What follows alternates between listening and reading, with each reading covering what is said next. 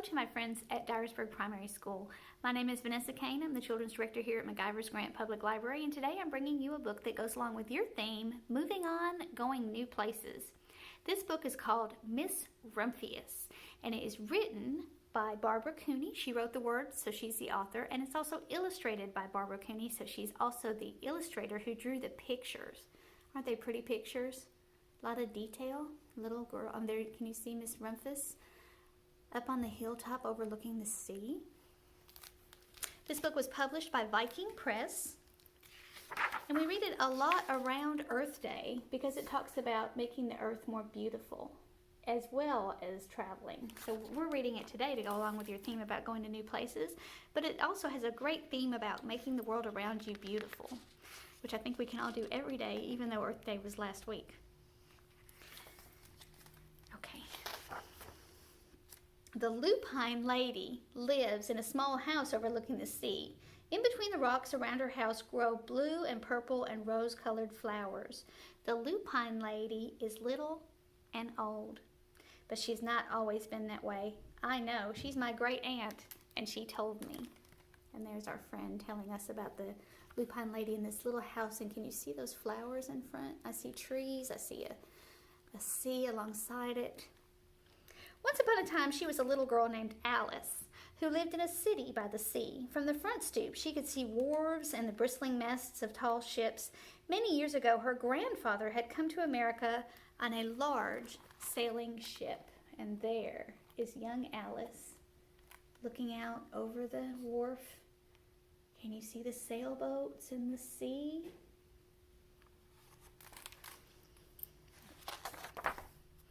Now, he worked in a shop at the bottom of the house, making figureheads for the prows of ships and carving Indians out of wood to put in front of cigar stores. For Alice's grandfather was an artist. He painted pictures, too, of sailing ships and places across the sea. When he was very busy, Alice helped him put in the skies. So there you can see the things that Alice's grandfather carved. There's a Native American right there, made out of wood, and there is somebody that's carved and put on the front of a ship to help guard the ship. And there is Alice helping him paint the sky of his paintings when he got busy. In the evening, Alice sat on her grandfather's knee and listened to his stories of faraway places.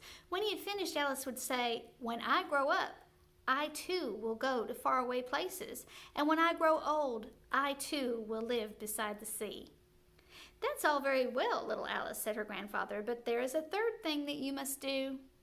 "What is that?" said Alice. "You must do something to make the world more beautiful," said her grandfather. "All right," said Alice, but she did not know what that could be. In the meantime, Alice got up and washed her face and ate porridge for breakfast. She went to school and came home and did her homework, and pretty soon she was grown up. And there she is on her grandfather's knee, and he's telling her stories, and she's promising to make the world more beautiful. Then my great Aunt Alice set out to do the 3 things that she had told her grandfather she was going to do. She left home and went to live in another city, far from the sea and the salt air. There, she worked in a library, dusting books and keeping them from getting mixed up and helping people find the ones they wanted. Some of the books told about her favorite faraway places. People called her Miss Rumphius now. There's Miss Rumphius. She works in a library. Isn't that wonderful? I work in a library too. And do you see her giving children books? That's what I get to do every day. That's pretty cool. Sometimes she went to the conservatory in the middle of the park. When she stepped inside on a wintry day, the warm, moist air wrapped itself around her and the sweet smell of jasmine filled her nose. "This is almost like a tropical island," said Miss Rumphius, "but not quite."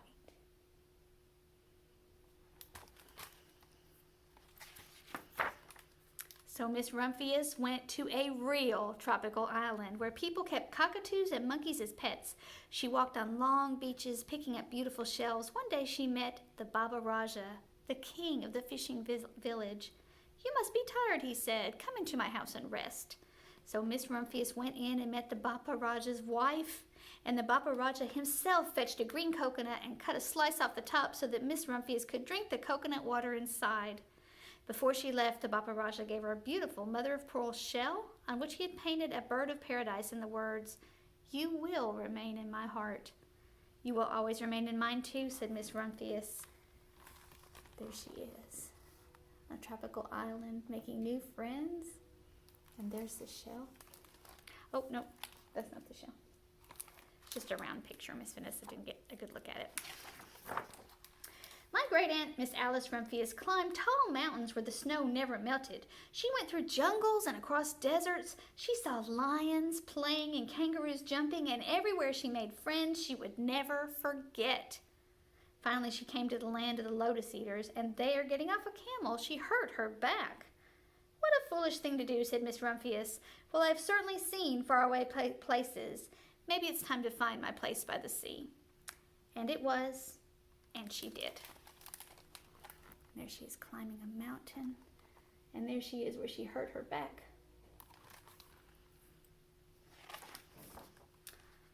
From the porch of her new house, Miss Rumphius watched the sun come up. She watched it cross the heavens and sparkle on the water, and she saw it set in glory in the evening. She started a little garden among the rocks that surrounded her house, and she planted a few flower seeds in the stony ground. Miss Rumphius was almost perfectly happy.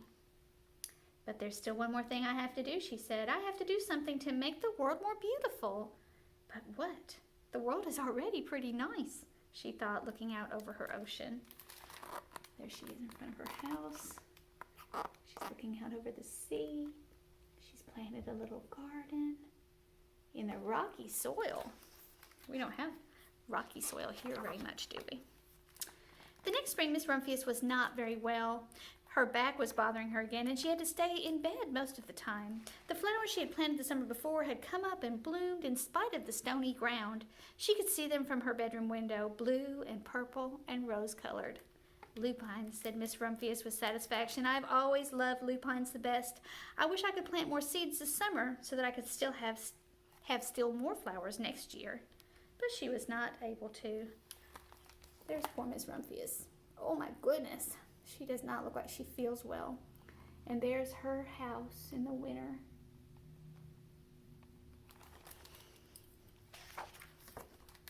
After a hard winter, spring came. Miss Rumphius was feeling much better. Now she could take walks again.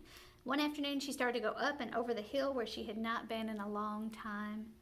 "I don't believe my eyes," she cried when she got to the top. For there on the other side of the hill was a large patch of blue and purple and rose-colored lupines. "It was the wind," she said, and as she knelt in delight. "It was the wind that brought these seeds from my garden here, and the birds must have helped." And then Miss Rumphius had a wonderful idea. Aren't those pretty flowers? What do you think her idea was? What do you think she's going to do? Do you know what she's going to do? She hurried home and got out her seed catalog. She sent off to the very best seed house for 5 bushels of lupine seeds. All that summer, Miss Rumphius, her pockets full of seeds, wandered over fields and headlands and sowing lupine. She scattered seeds along the highways and down the country lanes. She flung handfuls of them around the schoolhouse and the back of the church. She tossed them into the hollows and along stone walls. Her back didn't hurt her anymore at all. Now some of the people called her that crazy old lady. There she goes on a walk, and she's spreading seeds everywhere, isn't she? And there she is ordering her seeds. The next spring, there were lupines everywhere. Fields and hillsides were covered with blue and purple and rose-colored flowers. They bloomed along the highways and down the lanes. Bright patches lay around the schoolhouse and back of the church. Down in the hollows and along the stone walls grew the beautiful flowers. Miss Rumphius had done the third and most difficult thing of all. Look at all those flowers all through town. Aren't they beautiful?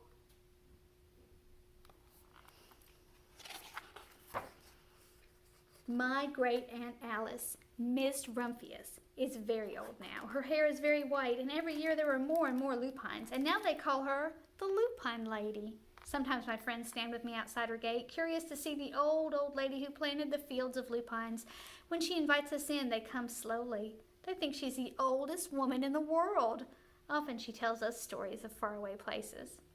When I grow up, I tell her, I will too go to faraway places and come home to live by the sea. That is all very well, little Alice, said my aunt. She's named for her aunt. Isn't that wonderful? But there's a third thing you must do. What is that, I ask. You must do something to make the world more beautiful. All right, I say. There's her friends looking in the gate. And there's Miss Rumphius telling stories of faraway places. And she does look so much older right there, doesn't she? The Lupine Lady. But I do not know yet what it can be. And there they all are playing by those flowers. What do you think it could be that she does that makes the world a more beautiful place? She doesn't know that's the end of that book. What do you think you could do to make the world a more beautiful place? It's okay not to know now. Just know that someday you're going to do it. You're going to make something more beautiful. Do you know that you already do? You really do. All right, I want you to have a wonderful day today. I'm so excited for the new places that you're going to get to go. And I hope that you're really good for your teachers and kind to your friends. I'll see you next week. Have a good week. Bye-bye.